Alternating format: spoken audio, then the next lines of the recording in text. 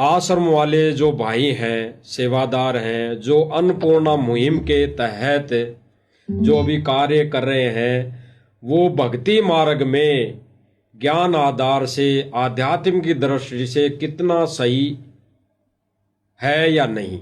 तो इन्होंने क्लियर कर दिया ज्ञान आधार से, सबूत और प्रमाण सहित, कि आश्रम वाले भाई केवल और केवल मान बढ़ाई वश, अपनी चौधर वश, अपना सम्मान करवाने वश और जगत में अपनी वाहवाही लूटने के वश ये मुहिम चला रहे हैं।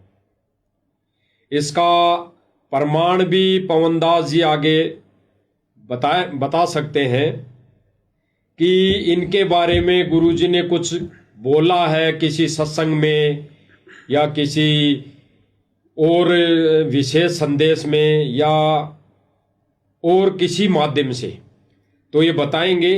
बाकी भाइयों और बहनों, ये सारी चीज़ें जो अभी वर्तमान समय में चल रही है आश्रम वाले भाइयों की तरफ से, ये केवल और केवल जगत वालों से अपनी मान बढ़ाई वश, अपना सम्मान करवाने वश और अपनी चौधर पाने की वश ये जगत में ये कार्य कर रहे हैं। अन्यथा पवनदास जी ने भी बताया कि एक भगत है दिल्ली से, तो उसकी प्रार्थना करने के बावजूद और संत रामपाल जी महाराज जी का आदेश आने के बावजूद उसका मकान नहीं बनाया गया। यानी गुरु का आदेश हो मकान बनाने का, फिर भी मैनेजमेंट आश्रम वाले उसका मकान नहीं बनाया। उन्होंने उसका मकान नहीं बनाया और एक जगत वालों की छोटी सी प्रार्थना पर, जिनके पहले से मकान कुछ रहने लायक हैं, तब भी उनके मकान दोबारा फोड़कर उनके मकान बनाए जा रहे हैं। यानी उनके लिए रहने की व्यवस्था है, फिलहाल वो रह सकते हैं, अपना टाइम पास कर सकते हैं, लेकिन फिर भी उनका मकान उसको फोड़कर दोबारा से 2 मंजिला मकान बनाया जा रहा है। कारण कि वहां पे इन्होंने बताया कि गांव के सरपंच को साथ लेकर उनके हाथों उनको चाबी दिलवाना, फोटो खिंचवाना, वीडियो बनवाना, यानी वहां के गांव वालों की नजरों में अपनी चौधर और मान बढ़ाई पाना, अपना सम्मान करवाना, उनकी नजरों में एक अपने आप को एक, ये मान लो कि आप, ऐसा तो कोई भगत करता नहीं, बिल्कुल भगत के तो नियम और मर्यादा में है ही नहीं, केवल उनकी गांव वालों की नजरों में एक अच्छा व्यक्ति साबित होना, ये इनकी प्रक्रिया चालू है भाई और बहनों आश्रम मैनेजमेंट की। तो हम पवनदास जी से और जानेंगे इस विषय के ऊपर कि ये जो आश्रम वाले भाई मान बढ़ाई को लेकर चल रहे हैं, ये साबित भी हो गया है और गुरुजी ने भी हो सकता है किसी सत्संग में बताया हो, इनको बहुत बार संदेश दिए हों। तो हम आपसे और जानेंगे और हमारे भाई बहन भी जानेंगे जो लाइव देख रहे हैं आज, क्योंकि भाई और बहन, कुछ एक भाई बहन जो नादान हैं, जिन्होंने ज्ञान को आधार नहीं बनाया, जिन्होंने सत्संग नहीं सुने, वो केवल और केवल देखा देखी में इस मार्ग पर आगे कदम रख रहे हैं, आगे चल रहे हैं। वो ये सोचकर चल रहे हैं कि भाई ये तो गुरुजी का बेटा बेटी है, ये गुरुजी का परिवार है, ये गुरुजी के खास रिलेटिव है, या ये गुरुजी के बहुत समय से संपर्क में है, निजी, मतलब वो पास में रहे हैं। सतलोक में भी तो हमने यही सोचा था कि ये ज्योति निरंजन ये गुरुजी के वचन से उत्पन्न हुआ उनका बेटा ही तो है। और हम उसके चारों तरफ घूम गए, वहां पर सतलोक में जब वो तपस्या कर रहा था, तब कर रहा था, हम उसको गुरुजी का बेटा मान के तो उसके चारों तरफ घूम रहे थे, और उस गुरुजी के बेटे के चक्कर में आकर हम यहाँ फंस गए किस ब्रह्मांड में। तो उसी के लिए गुरुजी ने वहां पे भी बोला सतलोक में, कबीर परमात्मा ने, कि भाई ये है काल, इस नादान की नादान के चक्कर में मत फंसो, ये तो अपने कर्म फोड़ रहा है, तुम इसके पीछे मत लगो, इसके बहकावे में मत आओ, इसकी बातों में मत लगो। और वही शायद आज वर्तमान समय में गुरुजी जेल में बैठकर ये संदेश दे रहे हैं। काल तो हमसे वही गलती करवाएगा जो गलती उसने करी, बिल्कुल वही गलती करवाएगा। उसको पता है कि इनको कैसे फंसाया जाए, बिल्कुल सतलोक में ये कैसे फंसे थे, वैसे यहाँ फंसाएगा। मनमाना आचरण करवा के। तो गुरुदेव ने हिसार जेल से जो विशेष संदेश भेजे हैं 1 घंटे के, उसमें भी गुरुदेव भगवान ने अच्छी तरीके से इन कोऑर्डिनेटरों को, अपने परिवार वालों को, बड़े बड़े भक्तों को बहुत बुरी तरीके से डांट रखा है, समझा भी रखा है।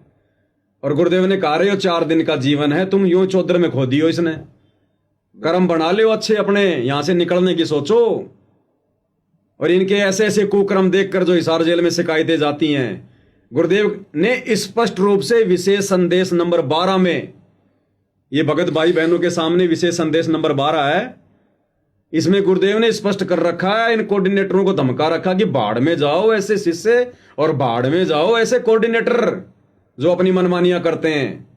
क्योंकि सब ये मनमानियां तो चल रही हैं। ये धनाना में स्टेडियम बनाना मनमानी, धनाना गांव में बस स्टैंड बनाना मनमानी, धनाना गांव में एम्बुलेंस चलाना, ये बसें चलाना, रोडें बनवाना मनमानी, जाटों की धर्मशाला बनवाना मनमानी, गुंडों की सीबीआई जांच करवाना मनमानी, सीबीआई जांच में 5 लाख रुपए देना मनमानी, जाटों के आरक्षण में संगत को बैठाना मनमानी, आरक्षण में करोड़ों रुपया संगत के ज्योति पाठ दान का चंदे में देना मनमानी, अयोध्या में जाके काल पुजारियों के लिए भंडारा करना मनमानी, नेपाल के सीतापुर में भंडारा लगाना मनमानी,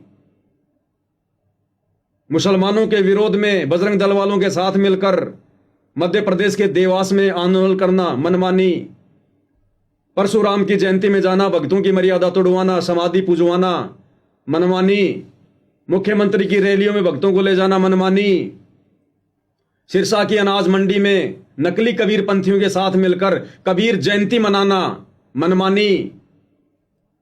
कितनी मनमानियां गिनाएं इनकी। जज्जर की गौशाला में 12 लाख रुपए देना मनमानी, गुरुजी के लड़कों के द्वारा सर पर साफा पहनकर, गले में माला पहनकर, हाथ में श्री कृष्ण जी का मोमेंटो लेकर सम्मान करवाना मनमानी, सोनीपत की गौशाला में जाकर भंडारा लगाना, वो अपना यज्ञ कर रहे थे दयानंद वाला, वहां जाकर भंडारा लगाना मनमानी। सुबह से शाम हो जाएगी। इसलिए सतगुरु ने दुखी होकर अंत में विशेष संदेश में सार्वजनिक तौर पर, और ये शब्द कहने पड़े विशेष संदेश नंबर 12 में, भाई बहन सुन सकते हैं, ये बाढ़ में जाओ ऐसे शिष्य और बाढ़ में जाओ ऐसे कोऑर्डिनेटर जो अपनी मनमानी करते हैं। और ये थोड़ा सा जीवन है, तुम इसको चौधर में खो दियो इसको। कितने दुखी होकर कह रहे हैं। और अंत में गुरुदेव कह रहे हैं कि बच्चों अपने ऊपर रहम नहीं कर सकते तुम मेरे ऊपर करो। यानी सारी सृष्टि का मालिक सतगुरु रामपाल जी भगवान अपने उन नालायक भक्तों से भीख मांग रहा है। डूब के मर जाना चाहिए उन भक्तों ने, जिनकी इन उल्टी हरकतों के कारण सतगुरु खून के आंसू रो रहा है हिसार जेल में। क्या कह रहे हैं परमात्मा, सुनिएगा ध्यान से। बाढ़ में जाओ इसे शस और ऐसे कोऑर्डिनेटर तो अपनी बकवास करके कर्म बना लो, बकवास छोड़कर। ये बार बार कहने की बात नहीं है। मुश्किल से मानो शरीर मिला, इसमें तुम वो चौधर में खो दियो और नष्ट करके चले जाइयो इस जीवन को। बच्चों अपने ऊपर रहम ना करते, दास पकड़ लो। मेरा संघर्ष देखो 27-28 साल हो गए दास में, 1994 से आज तक हिसाब ला लो। और इसलिए कि आप घोर नरक में पड़े हो, इसको सुख मानने बैठे हो। अरे सुख है कितनी समय का पता है आपको? या सांस बेरा ना, इस सांस का आवन हो ना हो। ऐसे गंदे लोग में माचे माचे करो हो, अहंकार में सड़ रहे हो। यू काल अपारा कर रखा काल ने, तो हवा पर रखिए, एकदम पलट देगा टायर सा तुम्हारा। आँख खोल लो। आखिर तुझको कौन कहेगा गुरु बिन आत्मज्ञान, मन ने की कर ले 2 दिन का मेहमान, मन ने की। ये कबीर साहब रो रो कर गाया करते खड़े होके तो चौराहों पर, आंखों में आंसू होती थी उनके। ये गाना नहीं था, ये विलाप था। विलाप दास गाता नहीं, आत्मा से रोता है, ऊपर से गा रहा हूं। 120 साल आपके बाप, आपके पिता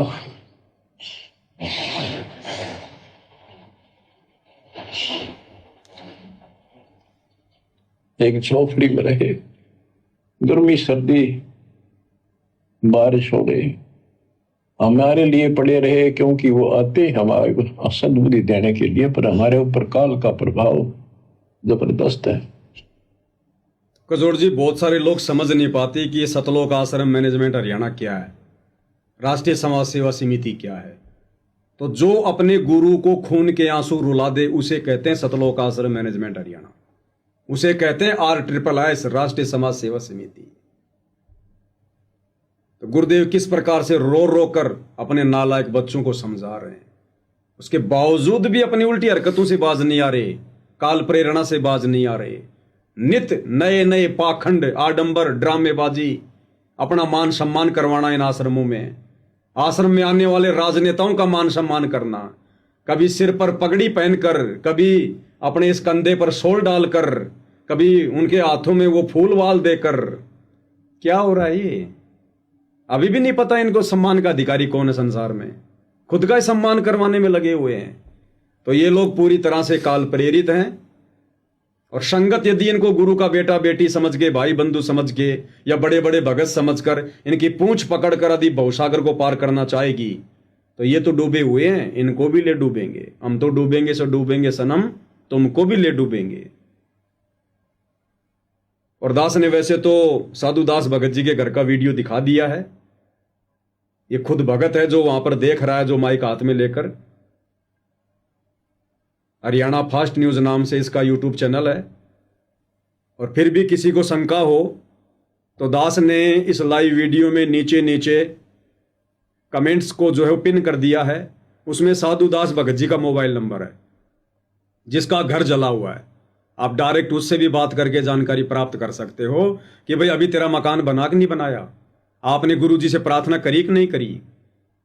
जैसी दास को सत्य जानकारी प्राप्त हुई, खुद उन्होंने मुझे मैसेज किया, उन्होंने सारी बातें बताई। उसी आधार से दास ने आप भाई बहनों के सामने रख दी। बाकी उनका मोबाइल नंबर मैंने आप भाई बहनों को नीचे कमेंट्स में डाल दिया है। जिसको शंका हो वो बात कर सकता है। बाकी आप बताइए बाबा जी। बिल्कुल भाई और बहनों, पवन दास जी ने बिल्कुल सही बताया है।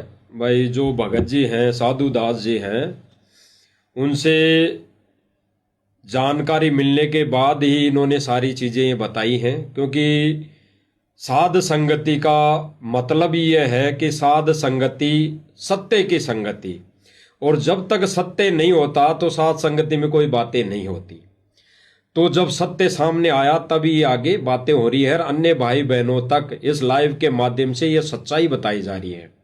और अभी गुरुदेव भगवान का जो विशेष संदेश नंबर 12 था, इसमें गुरुदेव भगवान ने कहा है कि भाई ये काल ने हवा भर रखी है, टायर सा फाड़ देगा। ये काल ने हवा भर रखी है, तो ये हवा भर रखी तो ये गुड़ रहा है, बहुत तेजी से गुड़ रहा है। तो भाई और बहनों विचार करना, वर्तमान समय में दिन रात ये आश्रम वाले भाई, ये मैनेजमेंट दिन रात गुड़ रहे हैं, भग रहे हैं गाड़ी के पहिए की तरह, बेलगाम। और फिर गुरुजी आगे क्या करें कि एक दिन ये फाड़ देगा, इसको फाड़ेगा, ये फूटेगा गुब्बारे जैसा। तो भाई और बहनों, इनके टायरों में ये जो भक्ति रूपी टायर है ना, थोड़े बहुत जो गुरुदेव भगवान ने दिए हैं, इनमें काल ने हवा भर दी। काल ने हवा कैसे भरी? इन्होंने मर्यादा तोड़ दी। सतगुरु मर्यादा तोड़ दी तो काल का दाव लग गया।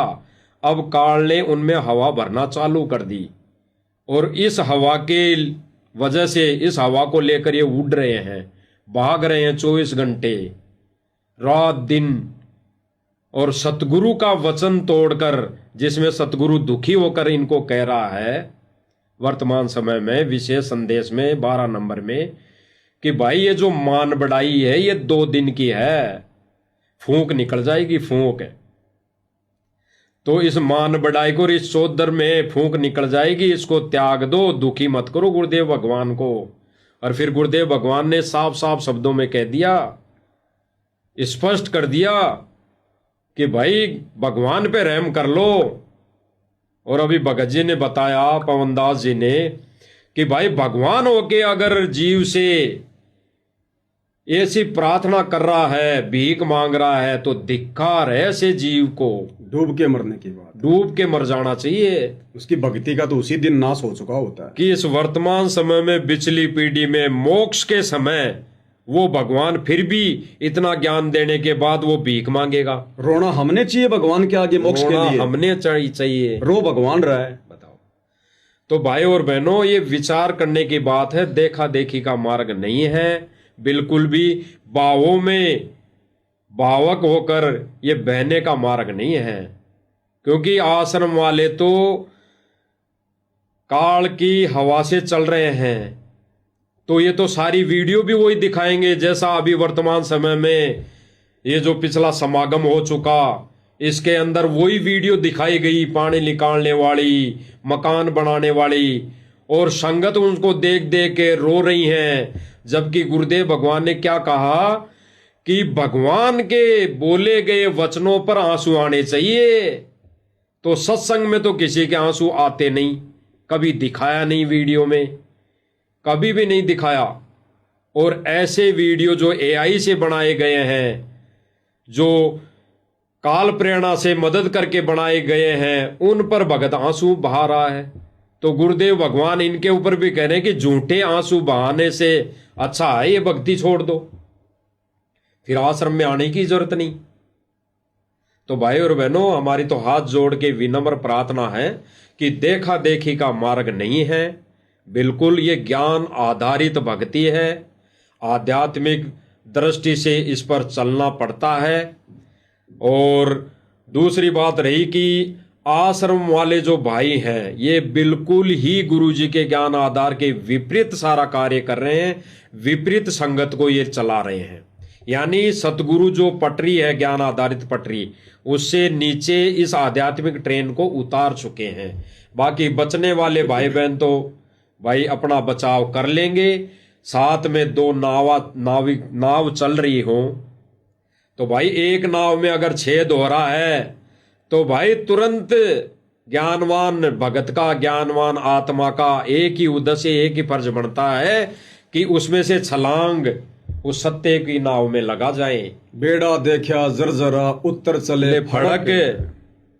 तो ये ही सतगुरु का आदेश है, सतगुरु का वचन है, तभी हम बच सकते हैं भाई और बहनों। तो ये आश्रम वाली जहाज तो भाई डूबने वाली है, और परमात्मा ने सात संगति रूपी नौका बिल्कुल बराबर में खड़ी कर रखी है। समझदार होगा वो तो डूबती जहाज से तुरंत छलांग मार देगा सात संगति में भाई, और जिसने मरना भाई वो बैठा रहेगा आंखें बंद करके।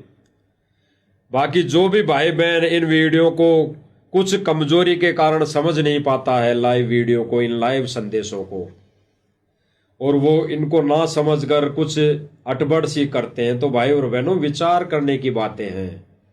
भाई विचार करने की बातें, उनसे तो अच्छी बात यहाँ है, उनसे तो अच्छी बात यहाँ है, वहां यहाँ राजनीति तो नहीं हो रही, यहाँ किसी का पक्ष विपक्ष तो नहीं हो रहा, यहाँ किसी धरना प्रदर्शन पे तो नहीं ले जाके बैठाया जा रहा। यहाँ पे केवल गुरुदेव भगवान की महिमा ही तो गाई जा रही है, महिमा ही तो बताई जा रही है। गुरुदेव भगवान के सत्संग आधार से सारी चीजें बातें की जा रही है। ऐसा तो नहीं कि मर्यादाएं तोड़वाई जा रही, तो उससे तो अच्छा है, कम से कम भगवान को रिझा रहे हैं जो भी भक्ति क्रिया करके। तो भाई और बहनों विचार करना इन बातों पे, और गहराई से चिंतन मनन करना कि ये जो साथ संगति के वीडियो हैं, सत्सेवकों के वीडियो हैं, ये किस पर्पज और किस आधार पर, और इनका क्या मूल्य है, क्या औचित्य है, क्या इनका रीजन है, इन पर विचार विमर्श करके भाई और बहनों ये दो नाव परमात्मा ने खड़ी कर रखी है। अब कौन सी नाव में सवार होना है वो भक्तों के ऊपर डिपेंड करता है, संगत के ऊपर डिपेंड करता है, आप और हमारे ऊपर निर्भर करता है कि हमने उस छेद हुई नौका में बैठे रहना है या सतगुरु के उस विमान में बैठना है जो सीधा सतलोक जाएगा। तो भाई और बहनों विचार करने की बातें हैं, बाकी और भाई भी और बातें बहनों, होती रहेगी। मालिक के आशीर्वाद से वीडियो बनते रहेंगे, ज्ञान आधारित बातें होती रहेंगी। सभी भाई बहन इसी प्रकार से जुड़े रहिए। आज की वीडियो में गुरुदेव भगवान के आशीर्वाद से केवल इतना ही। परमेश्वर हम सबको आशीर्वाद दें, हमारा मार्गदर्शन करें, हमें इसी प्रकार ज्ञान आधार वाले तरीके से भक्ति मार्ग पर आगे बढ़ाते रहें। एकमात्र यही हमारी कामना पूज्य गुरुदेव भगवान के चरणों में है। बंदी छोड़ सतगुरु रामपाल जी भगवान की जय हो।